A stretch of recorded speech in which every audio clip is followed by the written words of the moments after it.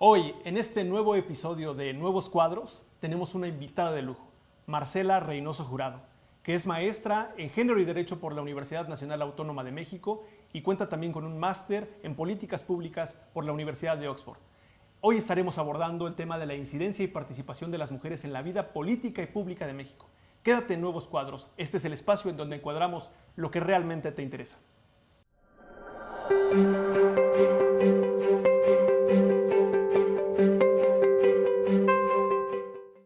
Pues con esta participación fabulosa y esta invitada de superlujo nos vamos de lleno. Justamente en este proceso de la incidencia quisiéramos preguntarte, estimada Marcela, gracias por estar por aquí, ¿cuál es el proceso que ves en la incidencia, en la participación de las mujeres en la vida pública y sobre todo en la vida social de México? ¿Y cómo ves también los pormenores y este esquema que va en retrospectiva y también hacia el futuro con esta participación, estimada Marcela? Bueno, primero que nada, querido Quique, muchísimas gracias a todos por esta invitación. Estoy muy contenta de estar aquí con ustedes.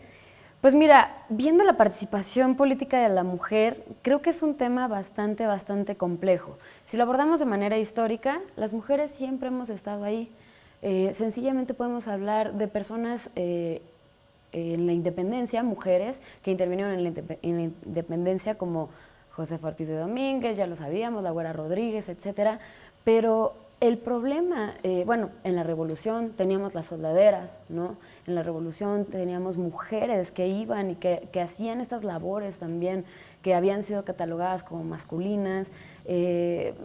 Hemos tenido también muchas luchadoras sociales durante todo el siglo XX, entre ellas tenemos a la propia Marcela Lagarde, ¿no? Por ejemplo, quien ayudó a la tipificación a raíz del conflicto en Juárez, a raíz de los feminicidios de Ciudad Juárez, que pudieron haber, sido abordados de una manera estratégica en la que las mujeres estuviéramos al centro, pero que sin mujeres como Marcela Lagarde, que se dedicó a tipificar el delito de feminicidio, pues no existiría esta visibilización. Digo, sé que di saltos históricos de muchísimos cientos de años, pero lo que quiero llegar, el punto más importante al que quiero llegar es, las mujeres hemos estado ahí, nada más que dónde están nuestros monumentos, dónde están nuestros bustos, dónde están nuestras biografías, ¿no? O sea, si yo te digo a ti quién fue Porfirio Díaz, me vas a saber perfectamente quién fue. Si yo te digo a ti quién fue, no sé, Miguel Hidalgo, cualquier... Hay un lugar histórico. Hay un lugar histórico para los hombres, muy marcado. Pero si te pregunto, dame 3 nombres de mujeres en la independencia, o 3 nombres de mujeres en la revolución, o 3 nombres de luchadoras sociales en el siglo XX, creo que nos enfrentamos a algo de una invisibilización del papel que tenemos nosotras y siempre hemos estado, claro, en la medida que nos lo ha permitido la sociedad, dependiendo del machismo de la época. Oye, Marcelo, perdón que yo ahí interrumpa, Lalo, si me permiten. ¿Dirías que entonces en este trayecto histórico que estás desenvolviendo aquí, que estás desmenuzando, dirías que la participación de las mujeres en principio ha estado ocultada a través de las plumas de quienes eran los escritores de la propia historia y en segundo punto decir también la evolución que han tenido las mujeres en cuanto a la formación de la nación mexicana en la independencia, en la revolución, como los 2 hechos históricos que mencionaste ahorita, pues también están un poquito hechas de lado aún y cuando fueron mujeres que participaron activamente no solamente en combate, sino que tuvieron papeles fundamentales como a través de haciendo espionaje en las intervenciones, ¿no? O sea, tienen un lugar histórico fundamental, sí. Pero de hecho a mí me gustaría aquí hacer una pequeña mención que hace Alicia Girón en un artículo ahí que publica en 2008, donde dice, bueno, es que justamente cuando tratas de hacer una revisión histórica de esos perfiles políticos, de activistas, de mujeres que estuvieron en esos momentos, pues básicamente te encuentras con una dificultad pues bastante atrayente en cuanto a investigación, porque los libros, los artículos, los periódicos, pues son muy pocos por ahí. Entonces, ¿dirías que un poco ha sido por el contexto de quienes escriben la historia? Sí, definitivamente sí. O sea, si me lo preguntas así directamente, sí. pero creo que también hay que considerar varios factores. El primero es, pues justo el contexto histórico, ¿no? O sea, el machismo es imperante en esta sociedad patriarcal en la que vivimos, porque vivimos en un patriarcado, que significa que lo que es femenino asociado a la mujer es percibido como que tiene menor valor que lo que hace el hombre o lo masculino asociado al hombre, ¿no? En ese sentido, en una sociedad patriarcal como la que hemos vivido siempre, hay cada vez más o menos dimensiones en las que se manifiesta este patriarcado. Entonces, en el momento en el que las mujeres participaban, pues vaya, primero tendrían que haber traspasado muchísimos límites de lo que la sociedad les permitía realizar como mujeres, porque sabemos que hay estereotipos, que hay roles, que hay casillas en las que tenemos que caber las mujeres y de las que nos es muy difícil desprendernos porque somos pues repudiadas socialmente si lo hacemos. Entonces, ese sería el primer factor, ¿no? O sea, el machismo de la época, o el machismo imperante en la época, en primer lugar. En segundo lugar, cómo fue contado durante esa época. Y en tercer lugar, el machismo también desde la perspectiva en la que hoy mismo, el machismo de hoy, en el que podríamos ver la historia en retrospectiva. Es decir, hoy mismo todavía podemos tener estos sesgos de género. Por ejemplo, esta parte de, decíamos, eran espías, ¿no? O la Güera Rodríguez era, ¿cómo se le ha visto? Se le conoce, pero ¿qué es lo que más destacamos de su interacción en la política? Sus amoríos, ¿no? Claro.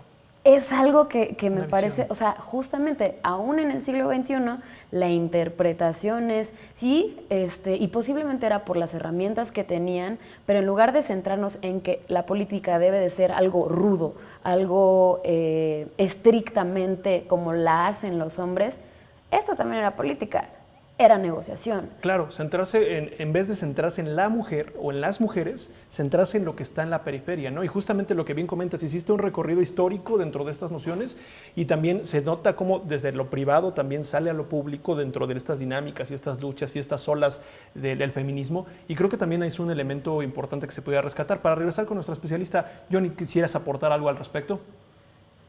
Pues principalmente creo que es cierto en el papel que ha jugado la mujer desde el inicio de todos los tiempos, porque siempre han estado ahí. Y yo no concuerdo mucho con el rol que juegan hoy en día, porque sí, hoy en día tienen más participación y se les ha dado ese impulso. Afortunadamente, pues aún existe mucho ese sesgo de información y de cultura. Antes sí se veía muy marcado esos estereotipos de que no, tú por ser mujer no puedes ir a la escuela, eres más débil, entre otras cosas muy marcadas que hoy en día nos siguen trayendo, vamos, toda esa cultura adversa hacia a lo que vemos hoy en día. Y lo que platicamos un poco detrás de cámaras, la forma en que te desenvuelves, no tan solo en política, en lo cotidiano, en tu vida personal, en tu vida laboral, y que por supuesto influye a lo que vemos hoy en día en nuestra sociedad. Antes sí se veía muy marcado la cuestión patriarcal, porque sí, en efecto, solamente podrías gobernar si eres hombre. Las mujeres no tenían derecho al voto, entre muchas otras cosas. Y es de reconocerles la lucha tan grande que han hecho, tanto de no ser invisibles, porque siempre han estado presentes. Y decían, por eso ahí viene el dicho de detrás de un buen hombre hay una buena mujer. Pues sí, porque estaba detrás, está mal dicho, pero... Pero reflejaba entonces el Claro, contexto esa de ideología. cómo se le Un veía, sistema ¿no? patriarcal, como bien lo decías. Detrás. En un momento, ¿no? Cuando crearon esa frase, pues sí, yo creo que Detrás. básicamente estaba detrás, estaba en las sombras, cuando ni siquiera era su papel. Siempre ha aportado, y más esa parte ideológica, si bien el hombre era muy reconocido y creo que también en perspectiva se ve mucho de, pues, por la fuerza bruta, ¿no? Pero pues la parte sensible, intelectual, pues la mujer también siempre estaba ahí presente, incluso en la formación, desde el hogar y desde hoy en día también en nuestra sociedad. Marce lo mencionó, ¿no? Un sistema patriarcal. ¿Qué opinas al respecto de lo que se ha dicho? Pues, Johnny, me decías, era más marcado antes, definitivamente sí. Si vamos a hablar de 1910 a 2010, a lo mejor, y hacemos esta comparación de 100 años, sí. Pero si hacemos una comparación abstracta sobre las labores y sobre las brechas y sobre lo que lo origina, pues honestamente es que no. O sea, la deserción escolar de las mujeres sigue siendo en la secundaria, ¿Por qué? Porque las familias deciden que quien va a seguir yendo a la escuela van a ser los hombres porque tienen que mantener una familia y las mujeres se tienen que quedar en casa porque no vale la pena que sigan estudiando, ¿no? Y eso lo pueden ver con datos en el INEGI, o sea, eso está ahí. Entonces, sigue ahí, vean las cifras a nivel nacional, incluso a nivel municipal, es como pueden darse cuenta qué municipios en donde hay una correlación con la marginación y con los recursos económicos, pues sigue existiendo y sigue siendo lo mismo, ¿no? Sencillamente las horas ocupadas en labores del hogar, o sea, como ya bien decíamos antes, son 3 veces más lo que realizamos las mujeres dentro de los hogares que los hombres, y esto a nivel nacional, donde tienes la Ciudad de México y el Estado de México, que es el área metropolitana con una gran población y que tienen además distintas costumbres que al resto del país. Y sin embargo, y sobre todo tienes la Ciudad de México, que es un lugar que creo que podemos considerar aparte del resto de la República. Por la cantidad de gente, por el movimiento, etcétera. Y estamos sesgados también nosotros en eso. Y creemos que todo es como en Ciudad de México. Es un sesgo, sí, y claro. no solo como en Ciudad de México.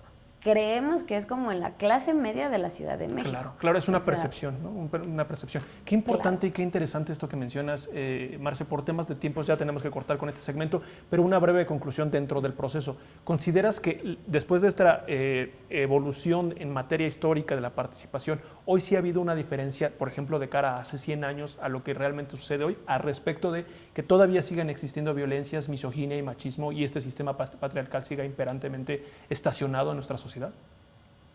Pues como ya lo comentaba, la respuesta tendría que ser sí, pero honestamente es que hay demasiados retos, hay demasiada violencia, tenemos feminicidios, tenemos que en la mayoría de los casos la pareja sentimental masculina es quien ejerce los feminicidios, tenemos cifras muy altas de violencia que es feminicida, pero que no llega exactamente al feminicidio. Es decir, o sea, las mujeres ganamos un 30% menos que excepto en relación a los hombres. Solo 30% de los puestos ocupados en ciencias, en STEM, son ocupados por mujeres. Los puestos de liderazgo no son ocupados por mujeres, son ocupados por hombres, etcétera, etcétera, etcétera, etcétera, etcétera. Entonces, así que tú digas qué bien estamos, honestamente, no.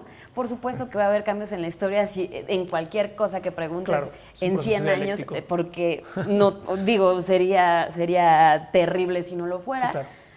Pero creo que más que nunca tenemos hoy, que ya tenemos un poco más de conciencia, seguir haciendo que las mujeres tengamos los derechos de los cuales los hombres siempre han gozado y los privilegios y el acceso a las oportunidades de los cuales los hombres siempre han gozado, pero no solamente eso, sino que además los hombres se empiecen a involucrar y a sensibilizar de todo esto. Es decir, que no nos dejen, como siempre, la tarea de educar a las personas, sino que también se interesen, claro, desde un nivel no protagónico, porque es nuestra causa, claro, pero en el cual sí se involucren y digan, ¿saben qué? La neta, sí pasa esto en mi casa, pasa esto en la calle, pasa esto en la sociedad.